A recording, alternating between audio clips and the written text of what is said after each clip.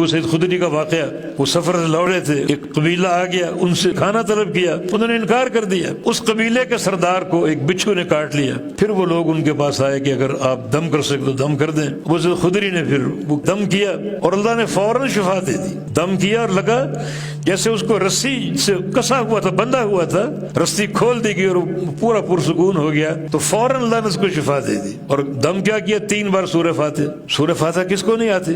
خود آپ دم کریں۔ آپ مریض کو دیکھیں گھر میں بیٹا ہے، بیٹی ہے، بیمار ہو گئے، خود دم کریں اس کو۔ سورہ فاتحہ کس کو نہیں آتی؟ اور اللہ کے نبی کا فرمان ہے نعمت الرقیہ، سب سے بہترین دم سورہ فاتحہ۔ تو بجائے اس کے کہ آپ کسی بہروپیے کے پاس جائیں دم کروانے کے لیے، جس کی نظر آپ کی جیب پر ہوگی، جو یہ کاروبار کرتا ہے، تعویذ لکھنا، دم کرنا، پانی پر پھونکنا، اس کا کاروبار ہے، اس کے دل میں کیا اخلاص ہوگا؟ اپنے بیٹے کی شفا کے تعلق سے جو اخلاص اور درد آپ کے دل میں ہوگا اس دنیا دار کے دل میں نہیں ہوگا۔ خود پڑھ کر دم کر لو، یا گھر میں کوئی بندہ بیمار ہو خود اس پر دم کر دو۔